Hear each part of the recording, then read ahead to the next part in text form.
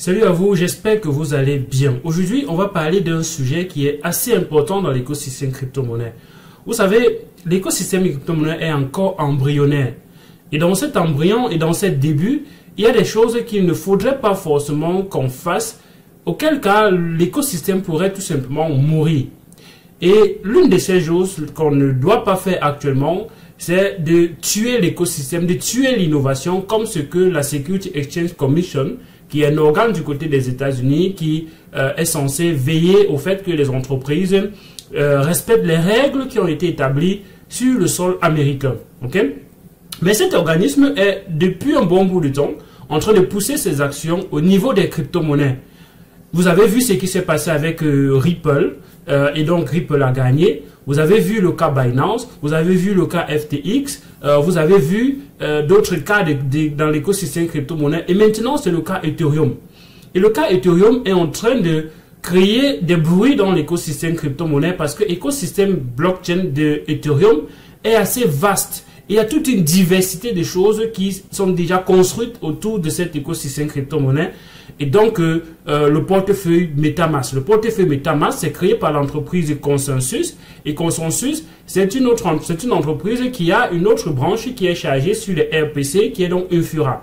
Infura crée les RPC pour permettre, donc ce sont des nœuds qui va permettre aux constructeurs de pouvoir déployer leurs applications facilement au-dessus d'Ethereum en passant par ce point centralisé qui est donc Infura. Donc, c'est un RPC.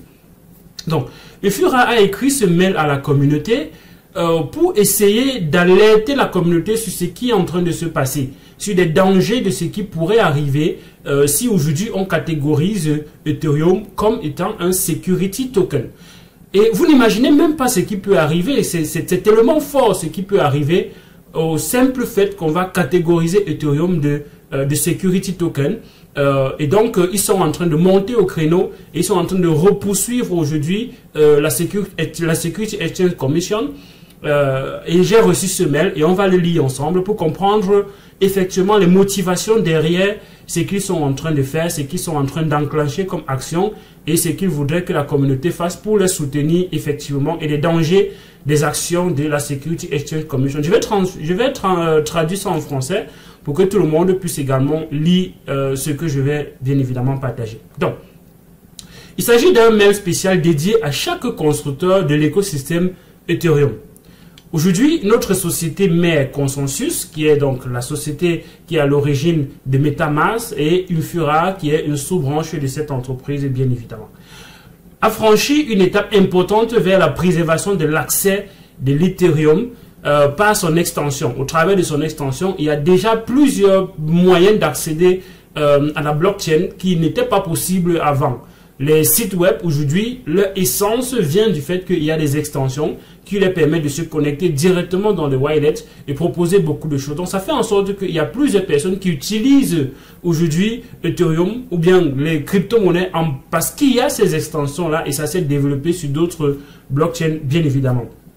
Donc, la blockchain Ethereum est intenté une action donc en justice contre la Security Exchange Commission. Donc, ils sont en train d'intenter une action en justice contre la Security Exchange Commission. Donc, la Security Exchange Commission est en train de poursuivre Ethereum. Maintenant, Consensus est en train de poursuivre la Security Exchange Commission. La SEC ne devrait pas être autorisée à étendre arbitrairement sa compétence dans le but d'inclure son pouvoir de réglementation sur la technologie, ce qui est le cœur d'Ethereum.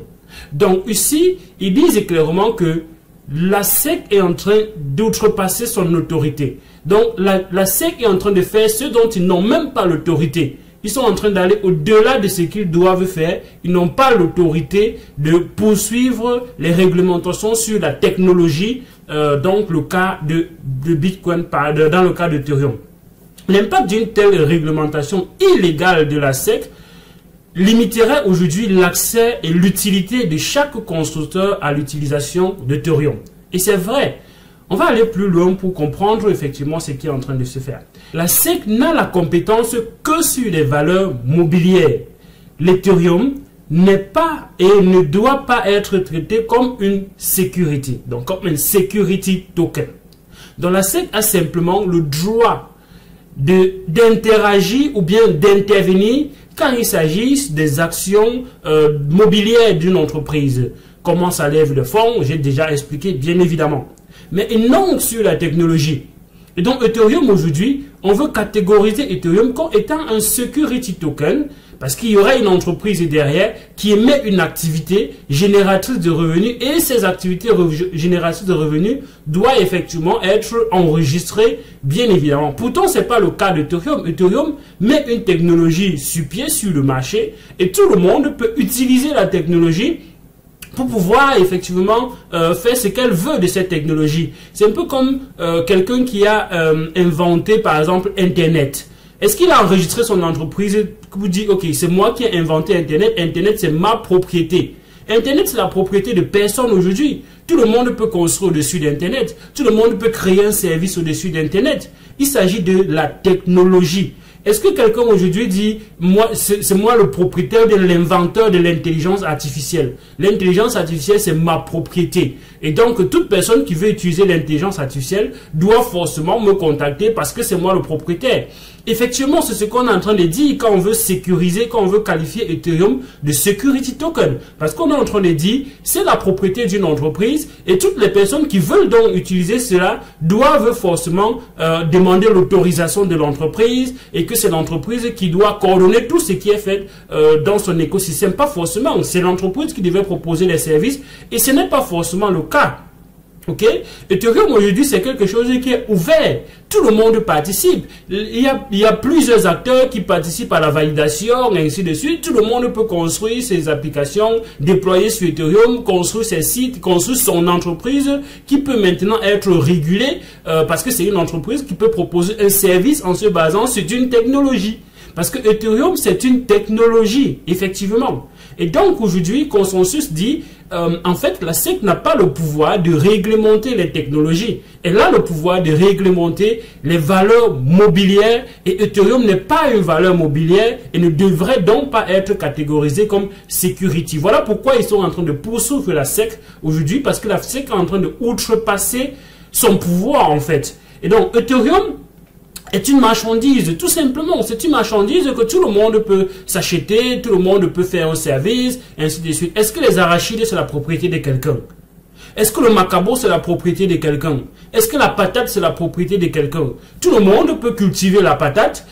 Il n'est interdit à personne de cultiver parce que ça n'appartient à personne. C'est pour ça qu'on appelle ça une marchandise. C'est un peu comme l'or. L'or est une marchandise. Ce n'est la propriété de personne. Tout le monde peut, à un moment donné, aller miner l'or, aller faire quelque chose sur l'or et en posséder. C'est une marchandise. C'est pas comme les actions de Tesla. Tesla, c'est une entreprise qui crée quelque chose et elle émet ses actions pour que les personnes puissent utiliser. Elle crée la voiture c'est sa propriété, donc elle doit être régulée.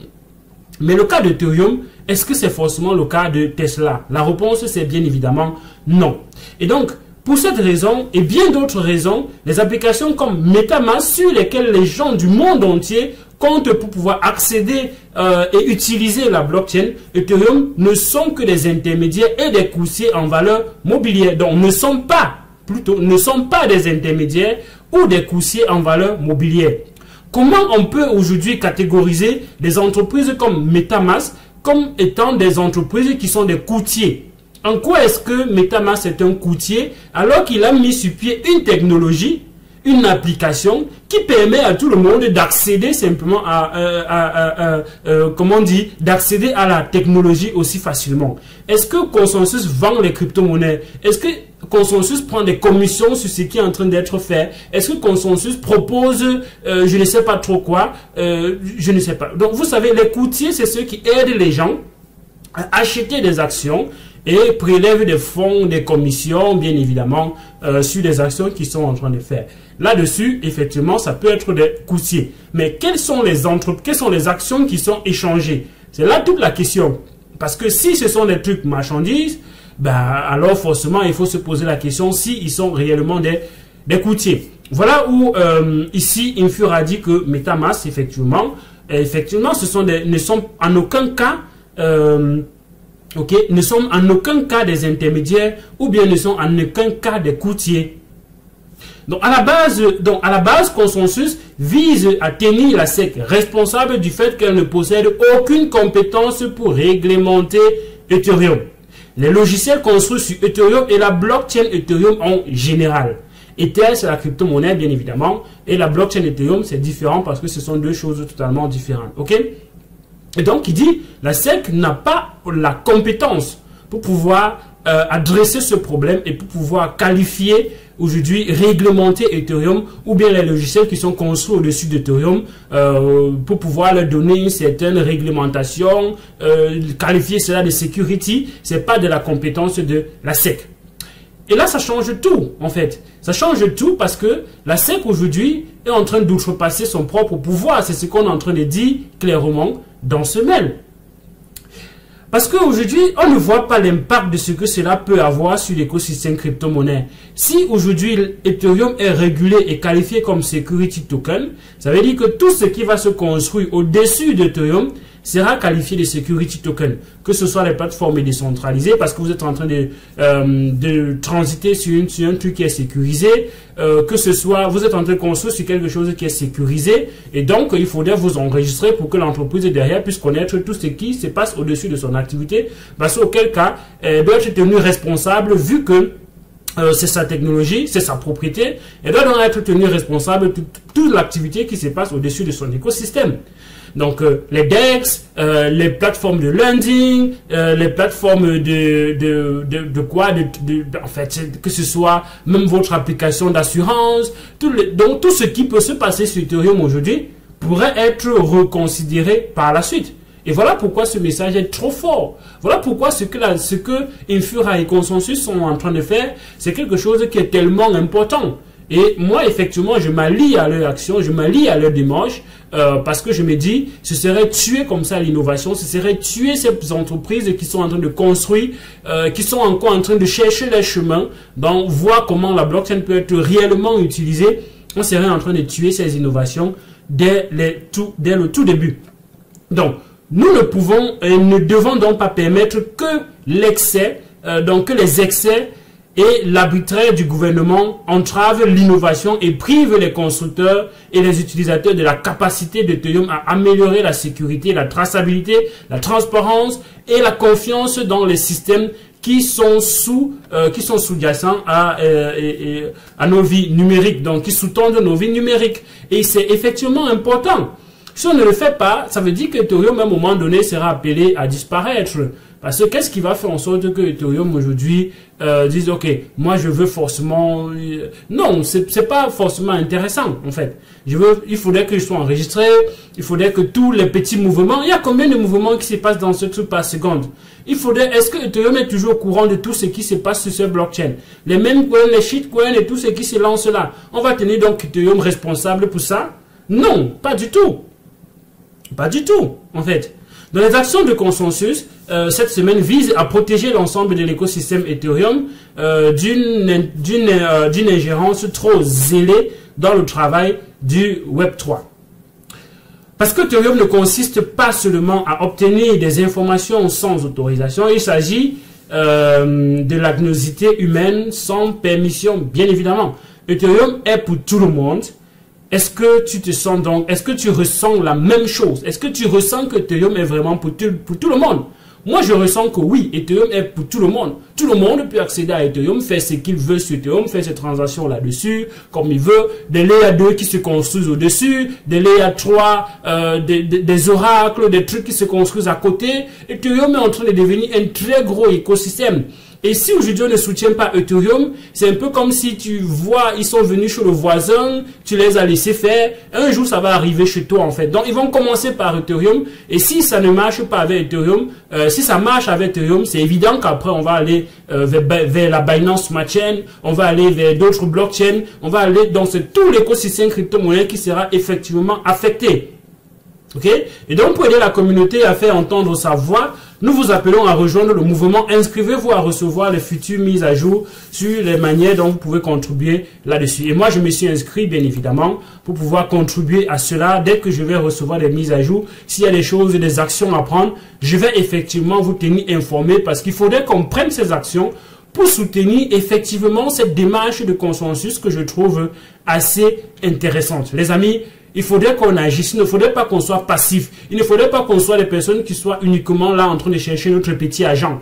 Parce que même notre petit agent qu'on est en train de chercher, à un moment donné, ça peut ne pas exister si on ne soutient pas des actions comme celle-ci, parce que la SEC est en train clairement d'outrepasser son pouvoir et il faudrait qu'on soutienne des actions des entreprises qui sont en train de pousser la SEC à forcément faire même basse là-dessus et de dire ok, ça c'est pas mon pouvoir, c'est pas de ma compétence et donc je laisse tomber, comme on a vu certains avocats qui ont jeté l'éponge du côté des États-Unis dans une affaire concernant les crypto-monnaies, bien évidemment. C'était Elvis Conjo, like la vidéo, partage la vidéo et abonne-toi à la chaîne pour ne rater aucune d'autre vidéo sur la chaîne Elvis Conjo. Tu vas prendre des crypto-monnaies. Si tu veux aller plus loin, il y a des liens en description de ces vidéos, que ce soit des formations, que ce soit des coachings privés. Tout ça, c'est en description de la vidéo pour te permettre d'avancer beaucoup plus sereinement dans cet écosystème crypto-monnaie.